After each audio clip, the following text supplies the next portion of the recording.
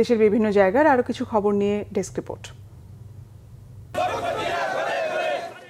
Rally ও আলোচনা সভার মধ্য দিয়ে ওলামা দলের ৪৬তম প্রতিষ্ঠা বার্ষিকী উদযাপন হয়েছে হবিগঞ্জে। দলীয় কার্যালয়ের সামনে থেকে র্যালিটি গুরুত্বপূর্ণ সড়কগুলো প্রদক্ষিণ করে। এতে প্রধান অতিথি ছিলেন কেন্দ্রীয় বিএনপির সাংগঠনিক সম্পাদক জি.কে. গৌস।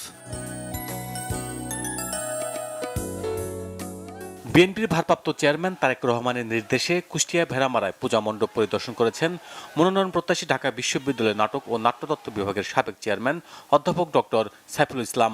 এ সময় তিনি পূজা কমিটির সাথে সার্বিক বিষয়ে খোঁজ খবর নেন। বিএনপির ভারপ্রাপ্ত চেয়ারম্যান তারেক রহমানের পক্ষ থেকে গরিব ও দুস্থদের মাঝে নগদ অর্থ ও খাদ্য সামগ্রী বিতরণ করা হয়েছে মোংলায়। সকালে উপজেলা অডিটোরিয়ামে এতে উপস্থিত ছিলেন বিএনপির কেন্দ্রীয় গবেষণা বিষয়ক সম্পাদক কৃষিবিদ শামীমুর রহমান শামীম। দীর্ঘ ২৪ বছর পর জননিরাপত্তা আইনের মামলা থেকে অব্যাহতি পেয়েছেন বাগেরহাট বিএনপির সাবেক এমপি এম.এ.এইচ. সেলিম। দুপুরে অতিরিক্ত জেলা ও দায়রা জজ আদালতে বিচারক আব্দুল সবুরের আদালতে মামলাটি অব্যাহতি দেয়। শারদীয় দুর্গোৎসব উপলক্ষে সাভারের বিভিন্ন পূজা মণ্ডপ পরিদর্শন করেছেন ঢাকা জেলা বিএনপির সিনিয়র সহসভাপতি ও সাভার পৌর বিএনপির সভাপতি খন্দকার শাহ মইনুল হোসেন বিল্টু। এই সময় তারেক রহমানের পক্ষ থেকে নগদ অর্থ সহায়তা করেন তিনি। নরসিংদীর দুর্গমচর অঞ্চলে পূজা মণ্ডপ পরিদর্শন ও আর্থিক অনুদান দিয়েছে বিএনপির নির্বাহী কমিটির সদস্য ইকবাল হোসেন শ্যামল। তিনি বলেন, ধর্মকে ব্যবহার করে যদি কোনো উগ্র প্রথা রাষ্ট্র কায়েমের চেষ্টা করা হয়, বিএনপির কর্মীরা তা প্রতিহত করবে।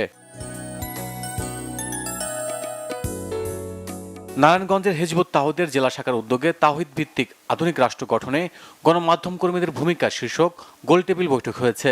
শিল্পকলা একাডেমি মিলনায়তনে এতে উপস্থিত ছিলেন সাংবাদিক ও সুশীল সমাজের প্রতিনিধিরা।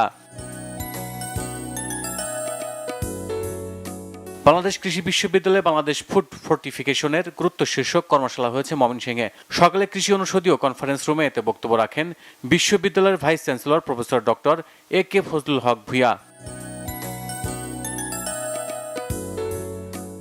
টাইফয়েড টিকাদান ক্যাম্পেইন ২০২৫ বিষয়ক পরামর্শ কর্মশালা হয়েছে মৌলভীবাজারে। দুপুরে সিভিল সার্জন অফিসের ইপিআই ভবনে এতে প্রধান অতিথি ছিলেন গণযোগাযোগ অধিদপ্তরের উপপরিচালক Gazi Sharifa Yasmin. Bangla vision news desk.